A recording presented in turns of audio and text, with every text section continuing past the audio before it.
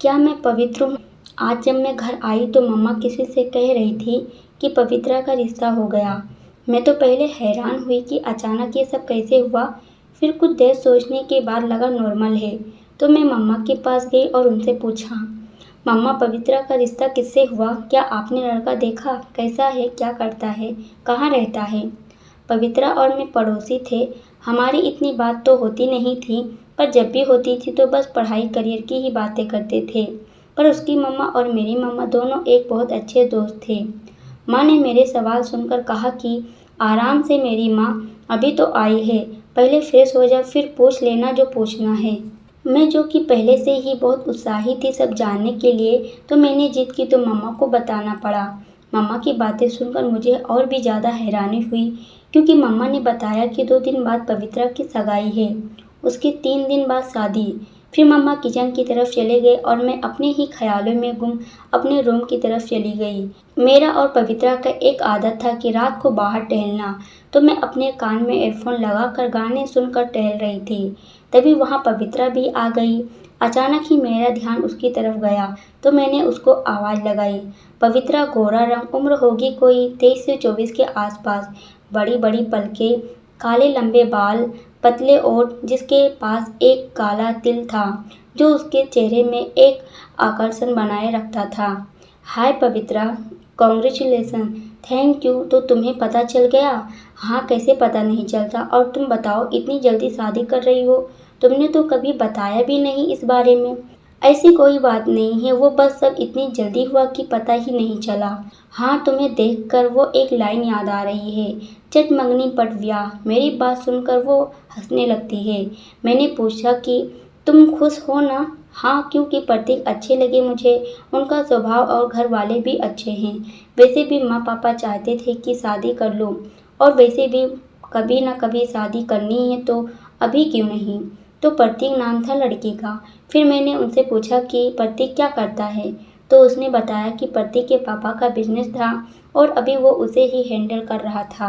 पवित्रा बहुत ही शांत स्वभाव की थी और अपने माँ बाप की इकलौती लड़की थी, और वो कभी भी अपने माँ बाप के बात को मना नहीं करती थी। तो मुझे भी सही लगा सब। फिर हम दोनों ने कुछ देर बातें की, फिर अपने अपने घर की तरफ चले गए। मैंने रूम में आकर पवित्रा का चेहरा याद की, जो शादी की बात करते वक्त कितना खिला हुआ था। सुबह 7 बजे मैं हर रोज़ की तरह सुबह आकर नाश्ते के लिए बैठ गई और मम्मा को आवाज़ लगाते हुए कहा, मम्मा नाश्ता दे दो मुझे, लेट हो रहा है, ऑफिस जाना है मुझे।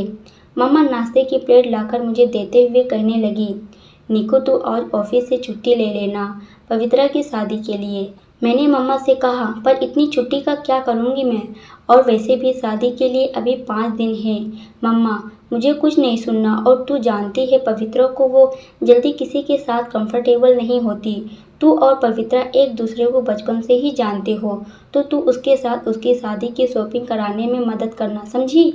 पर मम्मा, आप ये सब क्यों सोच रहे हो? क्या पता पवित्रा ऐसा ना चाहती हो, और क्या पता आंटी को भी ये अच्छा ना लगे। ऐसा कुछ नहीं है, क्योंकि मुझे रेखा का फ़ोन आया था, उसने ही कहा था मुझे, तो मैंने कह दिया कि तू छुट्टी ले लेगी काम से। तो अगर आपने पहले से ही सब सोच लिया था, वेरी गुड। चल अब ज़्यादा नखरे मत कर, और एक दिन तेरी भी शादी होगी तो वो तब तुझे भी मदद की ज़रूरत पड़ेगी ना। मैंने अपना ऑफिस बैग उठाया और मम्मा को हक करके वहाँ से निकल गई। मैं भी आज ऑफिस से छुट्टी लेकर घर आ गई। मुझे पता चला कि मम्मा पवित्रा के घर है, तो मैं भी फ्रेश होकर उनके घर चली गई। मैं जब पवित्रा के घर गई तो देखा उसका घर फूलों और लाइट से सजाया जा रहा था। मुझे सजावट बहुत अच्छा लगा और मैं जाकर सोफे पर बैठ गई। आंटी मुझे देखकर बहुत खुश होकर कहने लगी, अरे निकू बेटा, तुम आ गई, बैठो मैं चाय लेकर आती हूँ, वो भी अदरक वाली। मैंने उन्हें कहा तो वो मुस्कुराते हुए किचन की तरफ चली गई। फिर मैंने पवित्रा से कहा, पवित्रा तुम तो कुछ दिन बाद पराई हो जाओगी, इसलिए ये 5 दिन तुम आंटी जी और अंकल जी से अच्छी खातिरदारी करवा लो, क्या पता बाद में मौका मिले या ना मिले। नहीं निकू, लोग कहते ज़रूर हैं कि लड़कियां शादी के बाद मायके के लिए पराई हो जाती हैं और उन्हें अपने माँ बाप को भुलाकर अपने परिवार वालों यानी ससुराल वालों का ख्याल रखना चाहिए। फिर मैं बोली, पर मेरा मानना ये है कि जिस माँ बाप ने हम लड़कियों को पाला पोसा, पढ़ाया और इंडिपेंडेंट बनाया। जब वो दिन आया जब लड़कियां अपने माँ बाप के लिए कुछ करें, तब तक लड़कियों की शादी की उम्र हो जाती है और वो अपने मायके के लिए पढ़ाई हो जाती हैं, क्योंकि जो लड़की अपने माँ बाप के सालों के प्यार मेहनत को भूल गई, वो अपने ससुराल वाले को भी नहीं हो सकती, क्योंकि वो घर तो उसके लिए अभी भी नया ही है ना। इसलिए हम लड़कियों को अपने दोनों परिवार को इम्पोर्टेंट को समझना चाहिए और दोनों को अपने लाइफ में साथ लेकर चलना चाहिए। मेरी बात सुनकर मम्मा ने मुझे सिर में मारते हुए कहा, पागल है ये, कुछ भी बोलती है, कुछ तो सीख ले पवित्रा से। आप सब तो जानते होंगे ना कि हम सब की ज़िंदगी में एक ऐसा इंसान होता है जिसे देखकर हमेशा हमें एक ही ताने मिलते हैं कि कुछ तो सीख ले उससे, वो कितना समझदार है और भी बहुत कुछ जो उसकी तारीफ में कहते हैं घर वाले। तो वो इंसान मेरे लाइफ में थी पवित्रा, जिसे देखकर मुझे हमेशा ही ये सुनना पड़ता था। मैंने मम्मा की बात सुनकर मुंह बनाकर कहा, आंटी जी कहीं मैं और पवित्रा एक ही हॉस्पिटल में तो नहीं हुए थे। मेरी बात सुनकर सब मुझे कंफ्यूज होकर देखने लगे और आंटी जी मुझसे कहती हैं, नहीं तो पर बेटा तुम ऐसा क्यों पूछ रही हो। वो क्या है ना, पिछले 24 साल से मुझे मम्मा हमेशा यही कहते हैं कि पवित्रा से कुछ सीख लो, और मम्मा पवित्रा को मुझसे ज़्यादा प्यार करती हैं। सब मेरी बात सुनकर हंसने लगते हैं और मम्मा मुझे घूर कर देखने लगती हैं। मम्मा को देख कर कहती हूँ, वैसे सच कहते हैं लोग कि घर की मुर्गी दाल बराबर होती है। ये बोलकर मैं वहाँ से पवित्रा के रूम की तरफ भाग जाती हूँ और सब हंसने लगते हैं और मम्मा ना में सिर हिला देती है।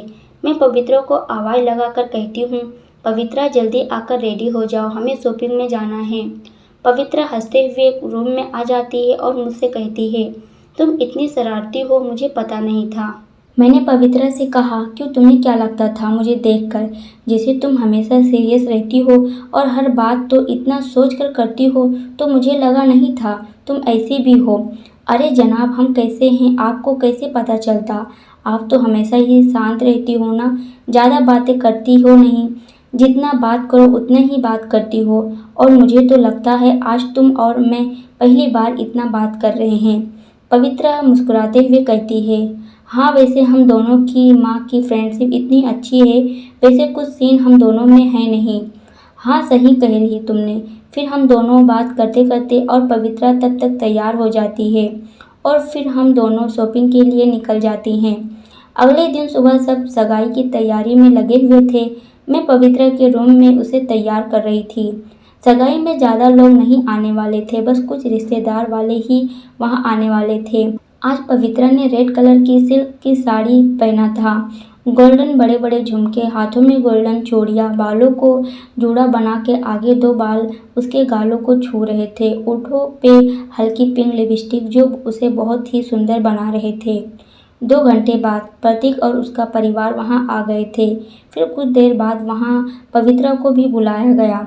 मैं पवित्रा को लेकर नीचे गार्डन में ले आई और स्टेज पे लगे सोफे पर प्रतीक के साथ उसे बैठा दिया। तब मैंने पहली बार प्रतीक को देखा था और फिर कुछ देर बाद अंगूठी चेंज करने की रस्म हुई और पवित्रा और प्रतीक दोनों ने एक दूसरे को अंगूठी पहनाई। पवित्रा के चेहरे पर आज मैंने पहली बार इतनी खुशी देखी थी और आज उसके चेहरे पर एक अलग तरह की चमक थी, जिसे देखकर हर कोई कह सकता था कि वो आज बहुत खुश थी। मुझे सगाई में कुछ कमी लगी तो मैं स्टेज पर गई। मैंने माइक में कहना शुरू किया, हेलो एवरीवन। मेरी आवाज़ सुनकर सब का ध्यान मेरी तरफ गया और सब मेरी तरफ देखने लगे। मैंने आगे कहना शुरू किया, तो आप सब जानते हो आज मेरी फ्रेंड यानी पवित्रा की सगाई है। आप सबको कुछ कमी नहीं लग रही कि इतनी खुशी का दिन है तो थोड़ा गाना साना बजाना होना चाहिए। तो फिर शुरू करते हैं हमारे न्यू कपल के डांस से, तो सब जोरों से तालियों के साथ उनका वेलकम करें। ये कहकर मैंने गाना शुरू कर दिया। प्रतीक ने स्टेज पर आकर बहुत प्यार से पवित्रा के आगे हाथ कर दिया तो पवित्रा ने मुस्कुराते हुए उसके हाथ पकड़ लिए। गाना शुरू होते ही प्रतीक पवित्रा के साथ डांस करने लगे। दोनों बहुत ही प्यारे लग रहे थे डांस करते हुए। गाना स्टार्ट होते ही पवित्रा को प्रतीक ने थोड़ा दूर किया, फिर अपने पास खींच लिया।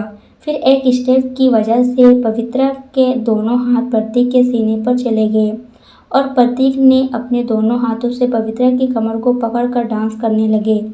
पवित्रा को बहुत शर्म आ रही थी, जिस वजह से वो अपनी आंखें नीचे झुकाकर डांस कर रही थी। दोनों ने बहुत ही प्यारा डांस किया, जिसे देखकर पवित्रा की मम्मा की आंखों में पानी आ जाता है। ऐसे ही बारी बारी डांस करते हैं, फिर सब खाना खाने चले जाते हैं।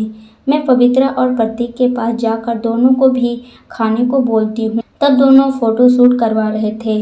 मैंने दोनों को देखकर कहा, अरे वाह क्या बात है, मुझे तो पता ही नहीं था हमारे जीजा जी इतने भी रोमांटिक हैं। नज़र ना लगे इस जोड़ी को। मुझे देखकर दोनों हंसने लगते हैं और प्रतीक मुझसे कहते हैं, आपको ऐसा क्यों लगता है कि मैं रोमांटिक हूँ?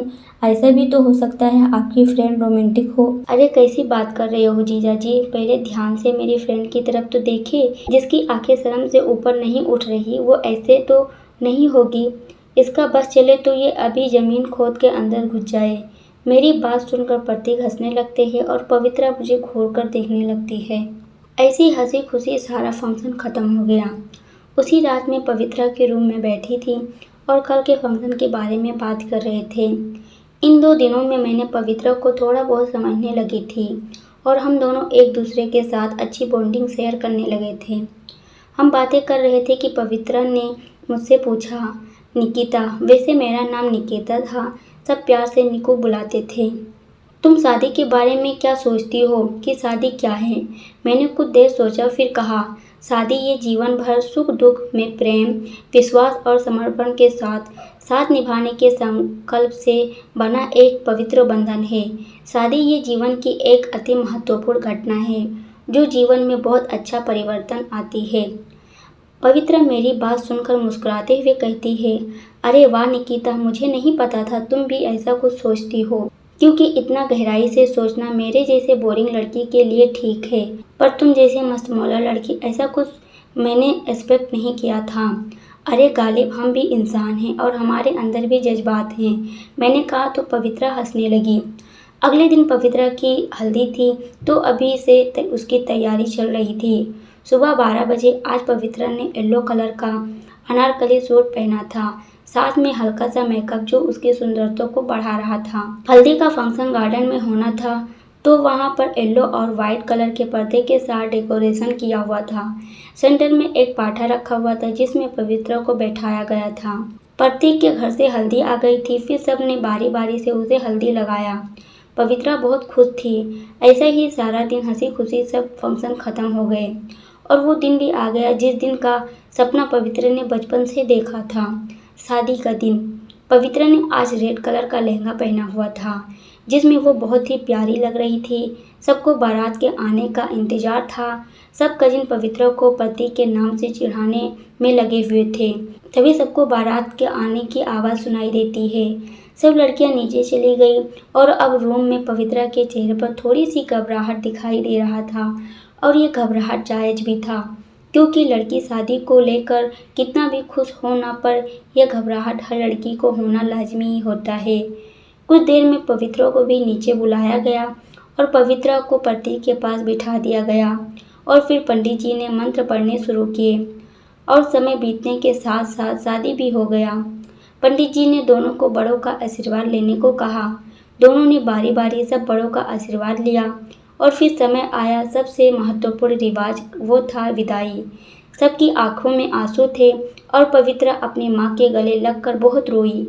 फिर ऐसे ही वो सब से बारी बारी मिल रही थी और कुछ देर बाद पवित्र प्रतीक के साथ वहाँ से अपने नई जिंदगी के सफ़र में प्रतीक के घर पहुँच गई। प्रतीक के घर में सब ने पवित्रा और प्रतीक का वेलकम किया और बाकी रस्मों के बाद पवित्रा को प्रतीक के रूम में छोड़ दिया। पवित्रा ने जैसे ही रूम को देखा उसका दिल जोरों से धड़कने लगा और वो रूम को चारों ओर घूमकर देखने लगी, जिसे लाल गुलाब के साथ बहुत सुंदर से सजाया गया था। तभी रूम में प्रतीक भी आ गए। अगले दिन पवित्रा का घर। सब आज पवित्रा का इंतज़ार कर रहे थे। मुझे भी पवित्रा का इंतज़ार था क्योंकि वो आज बकफेरे के लिए आने वाली थी। पवित्रा को 12 बजे आना था तो मम्मा और आंटी जी दोनों तैयारी में लगे हुए थे। तभी डोरबेल बजने की आवाज़ आई तो मैं दरवाज़ा खोलने गई तो देखा बाहर दरवाजे पर पवित्रा और प्रतीक और उसके परिवार के साथ खड़ी थी। मैंने पहले टाइम देखा तो अभी सुबह के 8 बज रहे थे और मैंने हैरानी से पूछा, आप सब ऐसे? प्रतीक की माँ ने कहा, साइड हटो, हमें अंदर जाना है। मुझे उनके बात करने का लहजा बहुत अजीब लगा और मैं दरवाजे से साइड हो गई तो प्रतीक और उसकी माँ अंदर चले गए। मैंने पवित्रा की तरफ देखा तो उसका चेहरा बहुत ही अजीब लग रहा था, क्योंकि जो चेहरा पहले खुशी से चमकता था वो अभी ऐसा लग रहा था जैसे उसके अंदर कोई जज्बात या कोई भाव ही नहीं दिखाई दे रहा था। मैंने पवित्रा से पूछा, पवित्रा क्या हुआ? पवित्रा ने मेरी बात का कोई जवाब नहीं दिया और वो अंदर चली गई। मैं पवित्रा के बर्ताव से हैरान थी और मैं उसके साथ पीछे पीछे गई तो हॉल का नज़ारा खराब लग रहा था। पवित्रा सीधा वहाँ से अपने रूम की तरफ गई। मैंने एक पल उसे जाते हुए देखा, फिर वहीं खड़ी होकर बातें सुनने लगी। प्रतीक की माँ, भाई साहब हम नहीं जानते, बस हमें तलाक चाहिए, क्योंकि हम ऐसी लड़की को कभी अपनी बहू नहीं बना सकते। प्रतीक की माँ की बातें सुनकर तो मेरे होश उड़ गए। मैंने जैसे ही ये सुना कि तलाक चाहिए तो मेरे होश उड़ गए। मुझसे रहा नहीं गया तो मैंने कहा, ये क्या कह रहे हैं आप सब? मम्मी मुझसे कहती हैं, निको तुम पवित्रा के पास जाओ। पर मम्मा ये सब। मैंने कुछ कहना चाहा तो मम्मा ने गुस्से में कहा, तुमने सुना नहीं? मैंने कहा निको रूम में जाओ। मम्मा को गुस्से में देखकर मैं वहाँ से पवित्रा के पास चली गई। जब मैं पवित्रा के रूम में गई तो देखा पवित्रा को कोई सुध-बुध नहीं था। वो बेड पर बैठकर दीवार की तरफ देख रही थी। मैं पवित्रा के पास गई और उससे कहा, पवित्रा क्या हुआ, तुम ठीक तो हो ना? पवित्रा ने कोई जवाब नहीं दिया। मैं उसे ऐसे देखकर हैरान थी, क्योंकि उसके चेहरे पर कोई भाव नहीं थे और न ही आंखों में आंसू। मैंने उससे बहुत पूछा पर उसने मेरे किसी सवाल का जवाब नहीं दिया। वो सिर्फ दीवार की तरफ ही देख रही थी। कुछ घंटे बाद मैं पवित्रा के रूम में बैठकर बस पवित्रा को देख रही थी, जो जब से घर आई है वो ऐसे ही बैठी थी। उसने अभी तक एक भी शब्द मुंह से नहीं निकाला था। ऐसे में मुझे उसकी फिक्र होने लगी थी। तभी मुझे पवित्रा का शब्द सुनाई दिया, जो ऐसे थे, निकिता तुम्हें क्या लगता है, क्या मैं पवित्र हूँ? मुझे उसकी बात समझ तो नहीं आई, पर उसके ये शब्द से मुझे अंदर तक हिला दिया। मैं उससे कुछ पूछती तब तक आंटी अंदर आई और उसे गुस्से में पूछने लगी, पवित्रा क्यों किया तुमने ऐसा? बोल। आंटी की बात सुनकर मैं हैरान थी, क्योंकि जिस माँ ने आज तक कभी ऊंची आवाज़ में बात नहीं की थी अपनी बेटी से, वो आज ऐसे गुस्से में बात कर रही थी। आंटी की बात सुनकर पवित्रा ने अपनी खाली आंखों से, जिसमें कोई भाव नहीं थे, उसने आंटी की तरफ देखा पर कुछ कहा नहीं। उसे ऐसे चुप देखकर उन्होंने गुस्से में उस पर हाथ उठा दिया, जिसे देखकर मैं एक पल के लिए डर गई। और दूसरी तरफ पवित्रा थी, जिसे देखकर ऐसा लग रहा था कि उसे कोई फर्क नहीं पड़ा। आंटी को गुस्से में देखकर मम्मा ने उन्हें संभाला और मुझसे कहा कि मैं पवित्रा को घर लेकर चली जाऊं। तो जब मैं पवित्रा को वहां से बाहर लेकर आई तो हमें हॉल में पवित्रा के पापा और प्रतीक के घर वाले दिख गए, जो पवित्रा के पापा से पता नहीं क्या उलूल जुलूल बोल रही थी। जो उसके मुंह में आ रहा था बस वो बोले जा रही थी। वो ये भी नहीं देख रही थी कि उनके सामने कौन कौन है, बस वो बोले जा रही थी।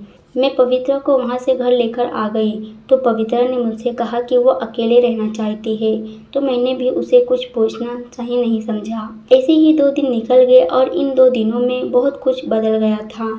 इन 2 दिनों में पवित्रा ने किसी से कोई बात नहीं की थी और इन 2 दिनों में पवित्रा के लिए सबका नज़रिया भी बदल गया था।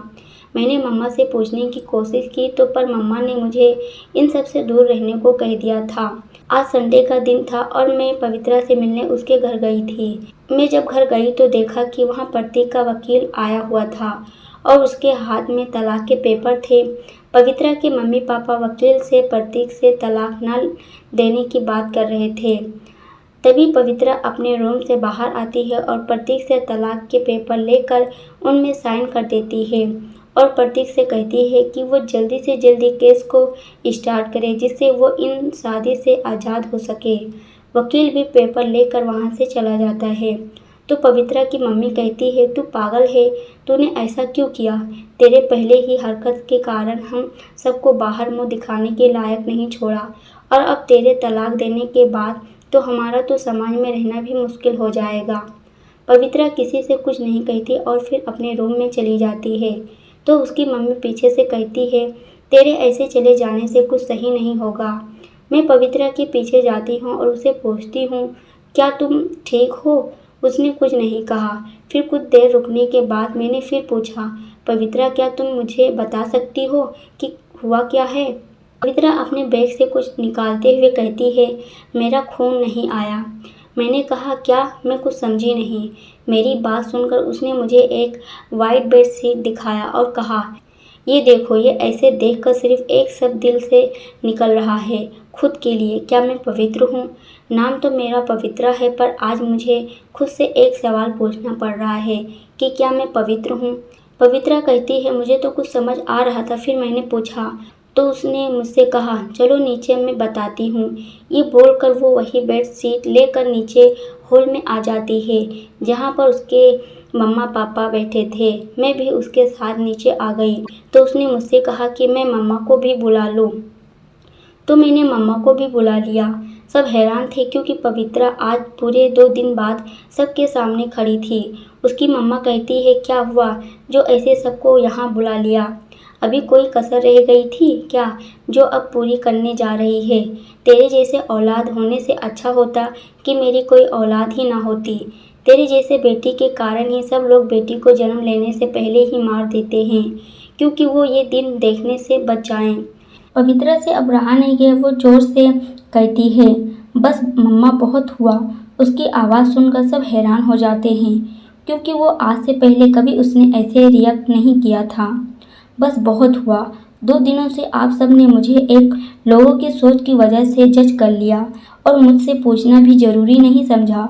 लोगों का तो पता चलता है मम्मा पापा की वो मुझे नहीं जानते, पर आप दोनों ने भी उन लोगों की घटिया सोच और उनकी बातों पर आकर मुझे जज कर लिया। क्या आप दोनों का विश्वास उन लोगों की बात पर ज़्यादा थी और अपनी बेटी पर नहीं थी? चलो मुझ पर ना सही, परवरिश पर तो भरोसा कर लिया होता।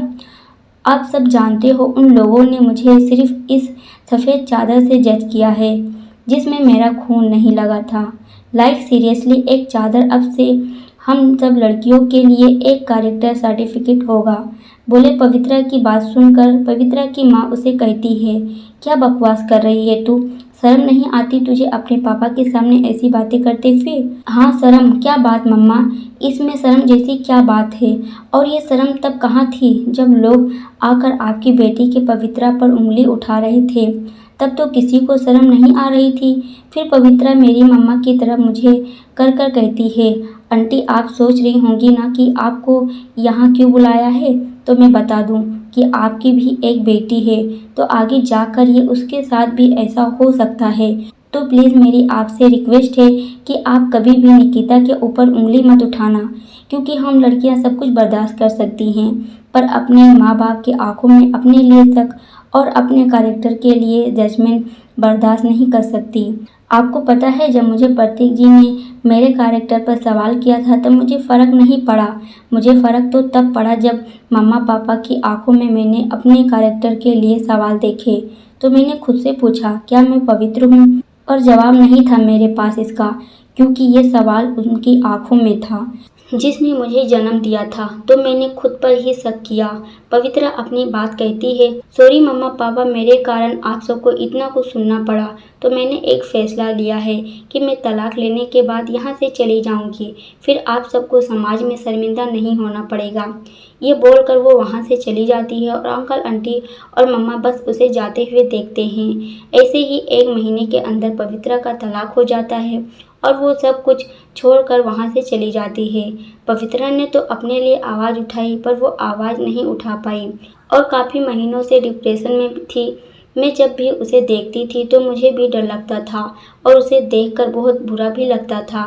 कहने को तो हमारा देश आगे बढ़ रहा है और लोग मॉडर्न हो रहे हैं, उनकी सोच मॉडर्न हो गई है और वर्जिनिटी टेस्ट के बहुत से तरीके हैं, पर आज भी कई जगह पर लड़कियों को वर्जिनिटी चेक करने का एक तरीका है, वो है सफ़ेद सीट टेस्ट। अगर शादी की रात लड़कियों को खून नहीं आया तो वो समाज के अकॉर्डिंग कैरेक्टर सर्टिफिकेट लेने के लायक नहीं है। पवित्रा की लाइफ में सवाल ये नहीं था कि वो वर्जिन है क्या नहीं, सवाल तो ये था कि वो पाक है या नहीं, प्योर है या नहीं। पता है, हम लड़कियों की सारी उम्र एक अच्छी बहन, एक अच्छी बेटी, एक अच्छी बहू, एक अच्छी दोस्त, एक अच्छी बीवी, एक अच्छी प्रेमिका बस अच्छी बनने में लग जाती है। हम सबको पता है, सारी उम्र ये सोचते हैं कि कुछ ऐसा हो जाए हम अच्छे बने रहें। इससे अच्छा बनने के चक्कर में हम ये भूल जाते हैं कि रिश्ते तो आते जाते रहेंगे, पर हमें एक अच्छा इंसान बनना चाहिए। हम ये भूल जाते हैं कि हम कभी किसी को खुश कर ही नहीं सकते। कोई हमसे संतुष्ट हो ही नहीं सकता, ना ही परिवार, ना दोस्त, ना रिश्तेदार, ना प्रेमी, ना समाज और ना ये दुनिया। क्योंकि हर किसी का ये जो नाक है ना, वो हमेशा ऊपर ही रहना चाहिए। अगर हम कुछ भी ऐसा करेंगे जो इस दुनिया और समाज को मंजूर ना हो तो हमारी नाक कट जाएगी। पवित्रा पहले मेरी दोस्त नहीं थी, पर अब वो मेरी बहुत अच्छी दोस्त है, क्योंकि उसने मुझे ये सिखा दिया कि किसी का राय हमारा कैरेक्टर नहीं बता सकता। मैं ये तो नहीं जानती कि क्या सच है क्या नहीं, पर ये जानती हूँ कि वो खुद के लिए खड़ी रही। दोस्तों, उम्मीद करती हूँ आपको ये वीडियो पसंद आई होगी। वीडियो पसंद आई हो तो लाइक और कमेंट ज़रूर करिएगा, और अगर आप हमारे चैनल पर नए हो तो प्लीज़ चैनल को सब्सक्राइब जरूर कर लीजिएगा, जिससे हर नई वीडियो की नोटिफिकेशन आपको मिलती रहे। और पूरी वीडियो देखने के लिए आपका बहुत बहुत धन्यवाद।